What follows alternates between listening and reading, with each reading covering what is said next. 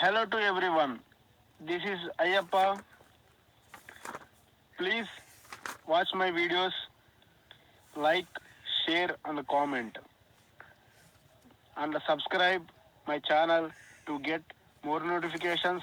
Click on the bell icon. Now we are going to discussing about current concept. Now we are going to discussing about current concept. మనం ఇప్పుడు ఏం చెప్పుకోబోతున్నాం అని అంటే current అనే concept గురించి చెప్పుకోబోతున్నాం.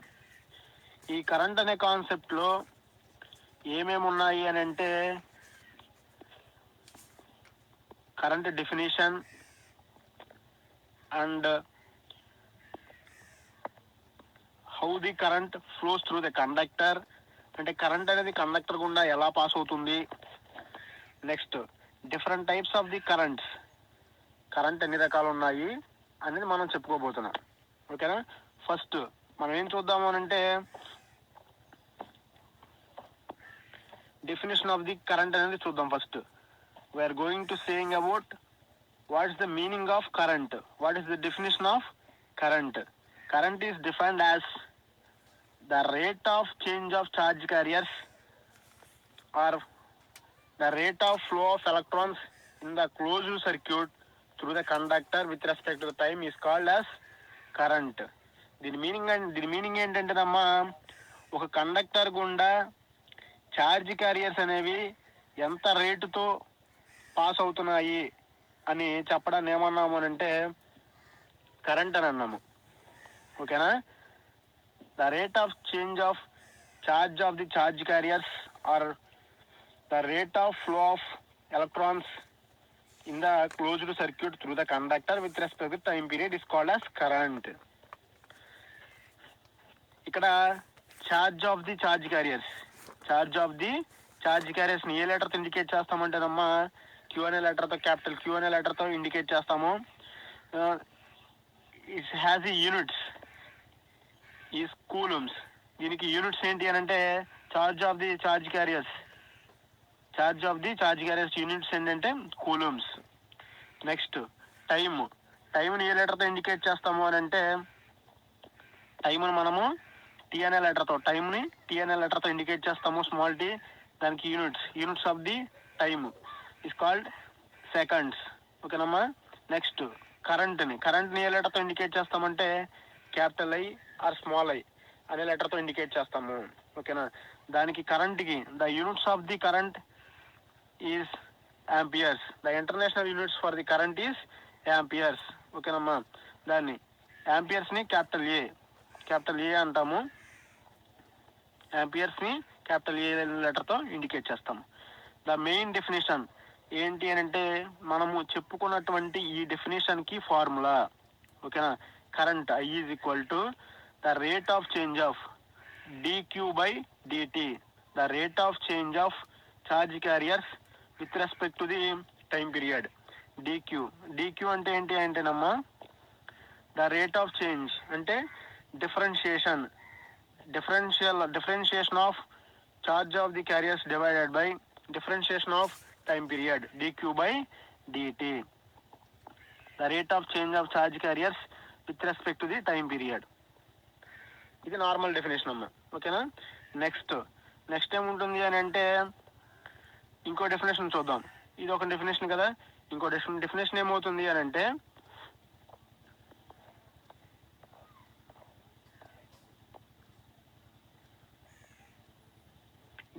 ఏమవుతుందంటేనమ్మా the number of electrons are transferred per 1 second duration. The number of electrons transferred for 1 second duration. The number of electrons are 6.24 into 10 power 18 electrons are transferred for 1 second through a conductor. ఒక conductor గుండా 6.24 into 10 power 18 electrons pass అయితే దాన్ని ఏమన్నామనంటే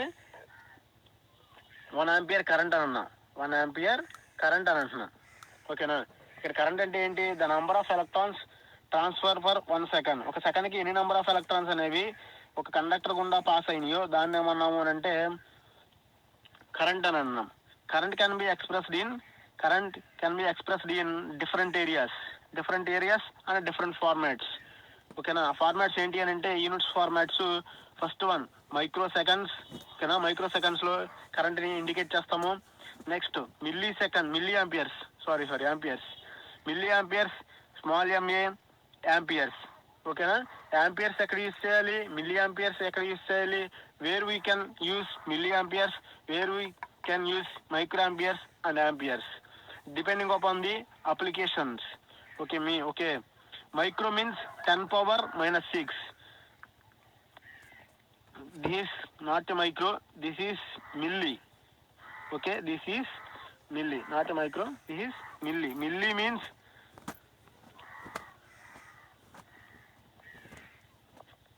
milli means 10⁻⁻3. Okay, milli means 10⁻⁻3 amma, not a micro. Current is next one. ఎప్పుడైనా సరే the current flow అనేది ఎలా ఉంటుంది అని అంటే పాజిటివ్ పొటెన్షియల్ నుంచి lower potential means negative potential, higher potential to lower పొటెన్షియల్కి కరెంట్ అనేది పాస్ అవుతుంది.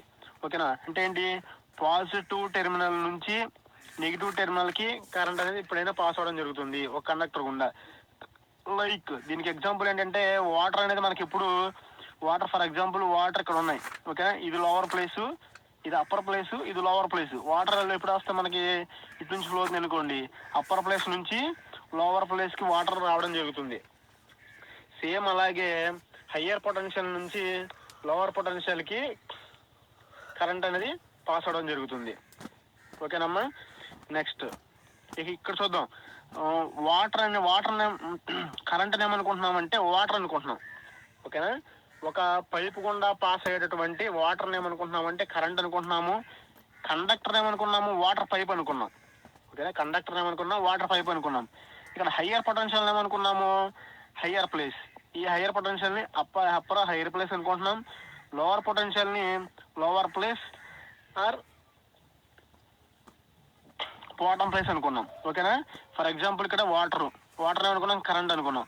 వాటర్ దేని గుండా పాస్ అవుతుంది, ఒక పైప్ గుండా పాస్ అవుతుంది. పైప్ని ఇక్కడ ఏమనుకున్నాం, ఒక కండక్టర్ అనుకున్నాం. ఓకేనా, పైప్ని ఏమనుకున్నా, కండక్టర్ అనుకున్నాం. కండక్టర్ గుండా కరెంట్ పాస్ అవుతుంది కదా, అది ఎక్కడి నుంచి వస్తుంది, హయ్యర్ పొటెన్షియల్ నుంచి లోవర్ పొటెన్షియల్కి రావడం జరుగుతుంది. ఎప్పుడైనా సరే మనకి కరెంట్ అనేది హయ్యర్ పొటెన్షియల్ నుంచి లోవర్ పొటెన్షియల్కి ట్రాన్స్ఫర్ అవుతుందమ్మా. ఓకేనా, ఇది ఎలాగనంటే సేమ్ మన ఇళ్లలో చూసేటటువంటి పైపులు అనమాట. ఓకేనా, మన ఇళ్లలో చూసేటటువంటి వాటర్ అనమాట. పైన అక్కడ ఉన్నటువంటి వాటర్కి ఎటువంటి ఫోర్స్ అప్లై చేయవసరంలా.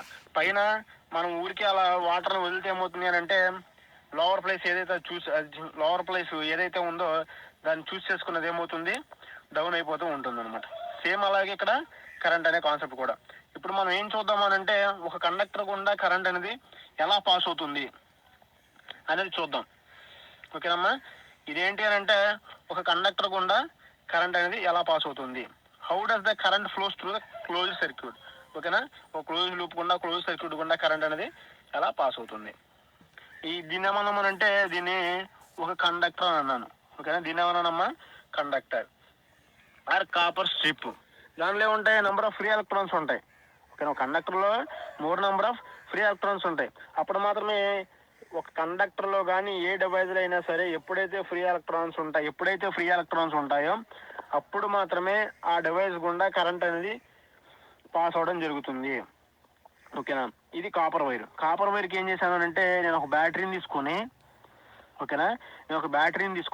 కాపర్ స్ట్రిప్, నేను ఒక బ్యాటరీని తీసుకొని దాని నెగిటివ్ టెర్మినల్ని ఒక ఎండ్కి కనెక్ట్ చేశాను. ఓకేనా, నెక్స్ట్ పాజిటివ్ టెర్మినల్ని ఒక ఎండ్కి కనెక్ట్ చేశాను. ఓకేనమ్మా, పాజిటివ్ టెర్మినల్ని ఒక ఎండ్కి కనెక్ట్ చేశాను. ఈ నెగిటివ్ టెర్మినల్ దగ్గర ఉన్నటువంటి ఓకేనా, నెగిటివ్ టెర్మినల్ దగ్గర ఉన్నటువంటి ఎలక్ట్రాన్స్ అనేవి ఏమవుతాయి, రఫల్ అవుతాయి. ఓకేనా, నెగిటివ్ టెర్మినల్ దగ్గర ఉన్నటువంటి ఎలక్ట్రాన్స్ అనేవి ఎలా పాస్ అవుతాయి, ఇక్కడ ఉన్నటువంటి ఎలక్ట్రాన్స్ అనేవి ఇలా పాస్ అవుతూ నెక్స్ట్ ఫ్రమ్ లెఫ్ట్ నుంచి పాస్ అవుతూ, ఓకేనా, కండక్టర్ నుంచి ఇలా ఏమవుతాయంటే ఇలా సర్క్యులేట్ అవుతూ ఉంటాయి. ఓకేనమ్మా, ఇలా సర్క్యులేట్ అవుతూ అవి ఎక్కడికి వస్తాయి, పాజిటివ్ దగ్గరికి వస్తాయి. ఎందుకని, నెగిటివ్ దగ్గర రిపల్ అయినటువంటి ఎలక్ట్రాన్స్ అనేవి పాజిటివ్ దగ్గరకు వచ్చి అట్రాక్ట్ అవుతాయి. ఓకేనా. అప్పుడు ఏమవుతుందంటే మనకి ఇక్కడ ఒక లూప్ అనేది క్రియేట్ అవుతుంది. ఓకేనా. నెక్స్ట్ కరెంట్ ఫ్లో, ఇక్కడ ఎలక్ట్రాన్స్ ఫ్లో డైరెక్షన్ ఎలా ఉంది? From left to right, from left to right. Next మరి కరెంట్ ఫ్లో ఎలా ఉండాలి? Opposite to the direction of the current flow is opposite to the direction of the electrons flow. Electrons flow ఎక్కడ ఎలా ఉంది? Left to right, అవునా, left to right. మరి ఇక్కడ current flow ఎటు ఉండాలి? From positive terminal to positive terminal నుంచి, that is called as right to left, that is called as negative terminal. Positive terminal నుంచి, పాజిటివ్ టెర్మినల్ దగ్గర start అయ్యి ఎటు వస్తుంది? నెగిటివ్ టెర్మినల్ దగ్గరికి మళ్ళీ వస్తుంది. హియర్ కరెంట్ ఎలా? Right to left. This is for current direction. Current ఇది ఎలక్ట్రాన్స్, ఇదేంటి? Electrons direction. అర్థమవుతుందమ్మా? ఎప్పుడైనా సరే కరెంట్ ఫ్లో డైరెక్షన్ అనేది ఎలక్ట్రాన్స్ ఫ్లో డైరెక్షన్కి ఎలా ఉంటుంది అని అంటే ఆపోజిట్ డైరెక్షన్లో ఉంటుంది. ఓకేనమ్మా. ఇక్కడ ఇదేంటిదంటే అసలు electrons, that is called current అనేది ఎలా పాస్ అవుతుంది, ఇటు నుంచి ఎటు పాస్ అవుతుంది అనేది మనం చూసాం. ఇప్పుడు ఏం చూద్దాము అని అంటే different types of the currents. ఓకేనా. Different types of the currents చూద్దాం. First one, current mainly bifurcated into 2 types. అంటే ఏంటంటే కరెంట్ని ఎన్ని రకాలుగా డిఫరెంట్ చేసాము అని అంటే 2 రకాలుగా డివైడ్ చేసాం. First one direct current, next one alternating current. First one ఏం చూద్దాం? డైరెక్ట్ కరెంట్ చూద్దాం. అసలు డైరెక్ట్ కరెంట్ అంటే ఏంటి? డైరెక్ట్ అంటే ఏంటి? Straight line. ఓకేనా. డైరెక్ట్ అంటే ఏంటి? Straight line. దీని డెఫినేషన్ ఏంటి అని అంటే, దీని డైరెక్ట్ కరెంట్ అని ఎందుకన్నామంటే కరెంట్కి ఒక వాల్యూ ఉంది. ఆ వాల్యూ ఏంటిది? I, amperes. ఓకేనా. Current I. దీన్ని ఏమన్నాం అనుకున్నామంటే మ్యాగ్నిట్యూడ్ అని అన్నాం. ద మ్యాగ్నిట్యూడ్ ఆఫ్ ది కరెంట్కు ఉన్నటువంటి ఒక value does not vary with టైంతో వ్యారీ అవ్వదు. ఓకేనా. టైంతో వ్యారీ అవ్వదు. Or magnitude of the current is constant with the టైంతో మ్యాగ్నిట్యూడ్ ఆఫ్ ది కరెంట్కు ఉన్నటువంటి వాల్యూ అనేది కాన్స్టెంట్గా ఉంటుంది. ఇక్కడ చూద్దామా? టైం ఎలా ఇంక్రీజ్ అవుతుంది? టైం ఎలా ఇంక్రీజ్ అవుతుంది? మ్యాగ్నిట్యూడ్ ఎంత ఉంది? ఫర్ ఎగ్జాంపుల్ 5 ఆంపియర్స్ ఉంది అనుకోండి. ఇనీషియల్గా 0 టైం పీరియడ్ దగ్గర ఎంత? 5 ఉంది. 0 టైం పీరియడ్ దగ్గర 5 ఉంది. ఫర్ ఎగ్జాంపుల్ T1 దగ్గర ఎంత ఉంది? 5 ఉందిగా. నెక్స్ట్ ఇక్కడ T2 అంటే టైం పీరియడ్ దగ్గర ఎంత ఉంది? 5 ఆంప్స్ ఉందిగా. అని మారిందా? And so on infinity time దగ్గర ఎంత ఉంది? అలా 5 ఆంప్స్ కంటిన్యూస్ అవుతుంది. కరెంట్ యొక్క మ్యాగ్నిట్యూడ్ ఏమైనా మారిందా? మారలేదు. The value of the current should not be varies with time పీరియడ్తో మ్యాగ్నిట్యూడ్ ఆఫ్ ది కరెంట్ అనేది మారకపోతే అటువంటి current is called as direct current అని అన్నాము. ఓకేనమ్మా. నెక్స్ట్ వన్ ఏమొస్తుంది అని అంటే ఆల్టర్నేటింగ్ కరెంట్ రావడం జరుగుతుంది. ఓకేనమ్మా.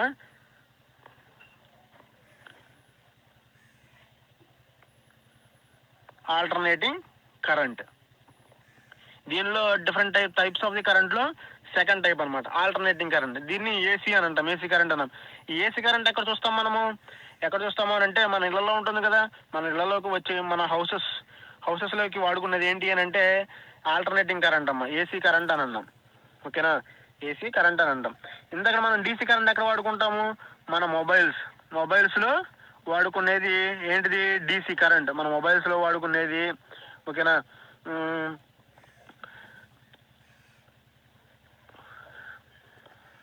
మళ్ళా ల్యాబ్లో చూస్తాం కదా, ల్యాబ్లో ఆర్పిఎస్ ఏం చేస్తుంది? డీసీ కరెంట్ ప్రొవైడ్ చేస్తుంది. ఓకేనా. ఇవన్నీ బ్యాటరీలో స్టోర్ అయ్యేటటువంటి కరెంట్ ఏంటిది? DC current. ఓకేనా. ఇవన్నీ ఏంటి అంటేనమ్మా డీసీ కరెంట్ యొక్క ఫ్రీక్వెన్సీ ఎంత అంటే F=0. డీసీ కరెంట్ యొక్క ఫ్రీక్వెన్సీ ఎంత అంటే F=0. అర్థమవుతుందమ్మా? ఎందుకంటే F=0 అని ఎందుకన్నాము? అది టైంతో పాటు వ్యారీ అవ్వదు కదా. ఓకేనా. టైంతో పాటు వ్యారీ అవ్వట్లేదు కాబట్టి దాని ఫ్రీక్వెన్సీ ఎంత అంటే డీసీ ఫ్రీక్వెన్సీ 0 అనమాట. ఓకే, నెక్స్ట్ ఏముంది ఆల్టర్నేటింగ్ కరెంట్. ఆల్టర్నేటింగ్ కరెంట్ అంటే ఏంటి? ఆల్టర్నేటింగ్ అంటే ఏంటి? ఒకదాని తర్వాత ఇంకోటి, ఒకదాని తర్వాత ఇంకోటి అని. ఓకేనా, 1 by 1. ఇక్కడ ఆల్టర్నేటింగ్ అని ఎందుకన్నామనంటే the magnitude of the current is vary with time or phase. ఓకేనా, మ్యాగ్నిట్యూడ్ ఆఫ్ ది కరెంట్ ఏంటి? ఇది మ్యాగ్నిట్యూడ్. ఓకేనా, ఇది మ్యాగ్నిట్యూడ్ ఆఫ్ ది కరెంట్ ఏమవుతుంది? Varies with time period. For example ఇక్కడ 0 టైం పీరియడ్ ఉంది, అప్పుడు ఎంత ఆంప్లిట్యూడ్ ఉంది? నాకు ఇంత ఉంది. T1 అంటే టైం పీరియడ్ దగ్గర ఇంక్రీజ్ అయిందిగా, T2 అంటే టైం పీరియడ్ దగ్గర ఇంక్రీజ్ అయింది, T3 అంటే టైం పీరియడ్ దగ్గర మళ్ళా 0, T4 అంటే టైం పీరియడ్ దగ్గర నెగిటివ్, T5, T6, T7. అప్పుడు ఏమవుతుంది? టైంతో పాటు ఏమవుతుంది? The magnitude of the current అనేది వ్యారీ అవ్వడం జరుగుతుంది. అందుకని దాన్ని ఏమన్నామంటే ఆల్టర్నేటింగ్ కరెంట్ అని అన్నాము. మరి ఆల్టర్నేటింగ్ కరెంట్ యొక్క ఫ్రీక్వెన్సీ ఎంత అవుతుంది? F ఈక్వల్ టు ఎంతో కొంత న్యూమరికల్ వాల్యూ, ఎంతో కొంత numerical value depending upon the application. Depending upon the application. For example మన హోమ్కి వచ్చేటటువంటి ఏసీ యొక్క ఫ్రీక్వెన్సీ ఎంత? 50 హెడ్జెస్. అవునమ్మా, మన ఏసీ యొక్క ఫ్రీక్వెన్సీ ఎంత అంటే 50 hedges, 50 or 60.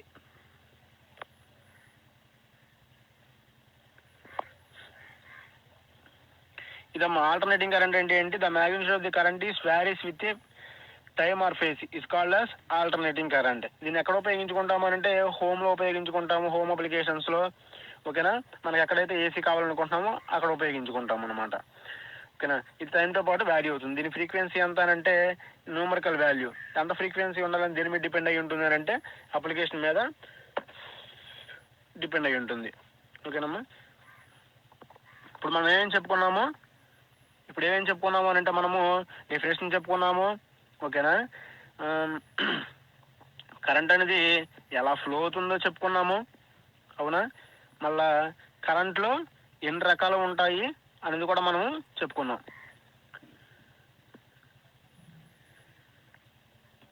Thank you for watching.